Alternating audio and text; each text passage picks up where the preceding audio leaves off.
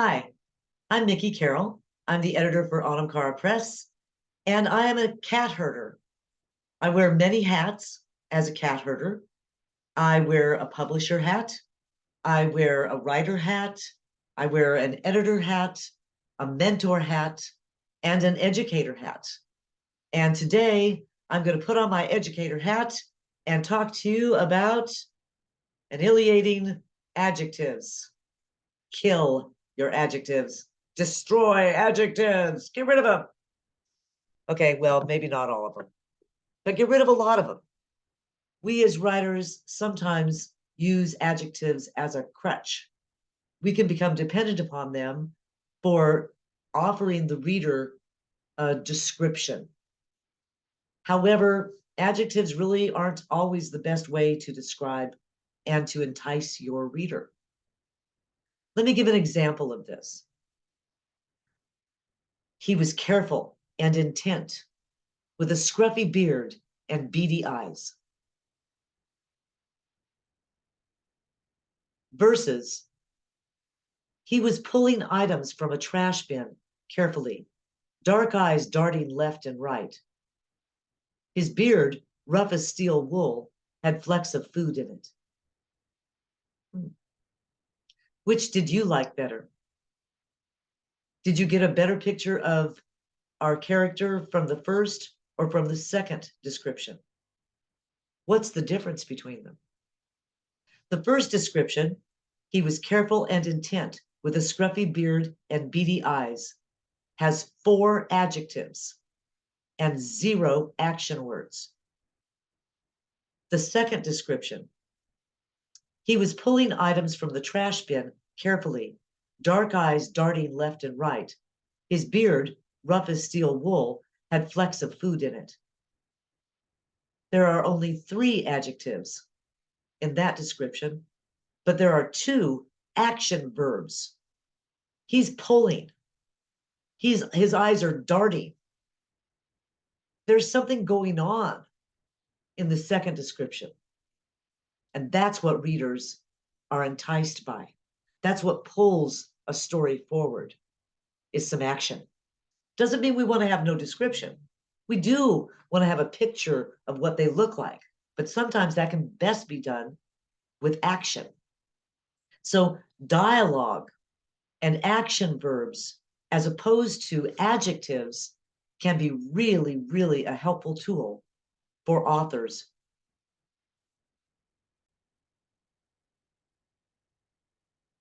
Some sensory things to think about. What does the character hear? What do they see? What do they touch? What do they taste? What do they smell? How do they respond to that? The action verbs, the sensory actions, and the dialogue are really effective tools for getting a reader involved in the character and making the character 3-dimensional. Let me share my screen for a minute and give some additional ideas.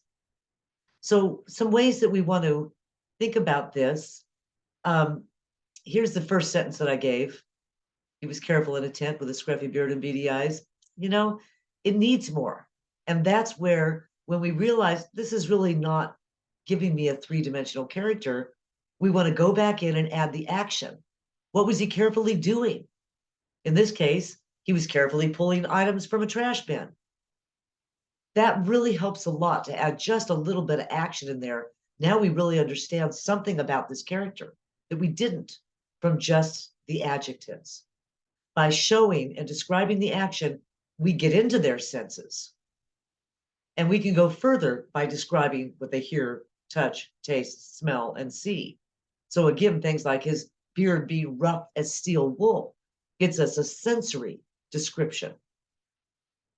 Now, here's another example I think is excellent from James Ora in his book, When Saigon Surrendered, a Kentucky Mystery. She had a way about her that spoke of homemade bread and caring for people, and the kind of patience that women have when they help an ewe birth a lamb, or stay up in the night with a baby calf bawling for its mama. Notice that there's few adjectives in this descriptive sentence. but there's a lot of action. It's homemade bread being baked, caring for people is happening, patience, helping birth a lamb, staying up at night. There's a lot of action in this sentence and very little adjectives, very little in the way that is a simple descriptor, a crutch descriptor, much more in the way of an action descriptor. And again, this helps pull a story forward. So some other things to think about to make your character three-dimensional. Some ways to describe your character that wouldn't necessarily have to rely on adjectives. Think about, what is their wound? How is the character wounded? How do they hide their wound? How is their wound exposed? And how do they respond when their wound is exposed? These can be actions that they take, and or dialogue, words that they use, rather than, we're using verbs here now rather than adjectives. And how do they compensate for their wound? Getting into this way of looking at the character can help you broaden your own perspective and make this character much more relatable to the reader. The other suggestion is, be mean to your character. I mean it, be mean. What we tend to do as authors is let the character skate, let our main character skate, take them up to the precipice and then save them right at the last minute. Show that something bad could happen, but then pull them back from the edge. Don't do that. Don't be nice to your character. Don't rescue them. Describe their fall and how they pick themselves back up again. That will enthrall your readers. Why? Because we all have been to that place, or we wonder what it's like if we had gone on over the edge. Those descriptions, particularly when they focus on the action rather than on the adjectives, those descriptions can really help us understand who this character is, what they're about, and why we should care about them. So these are some tips for you to make sure that you're writing effective character descriptions. Get rid of the adjectives, kill them. Start with some good action verbs, and keep scratching. We'll see you next time.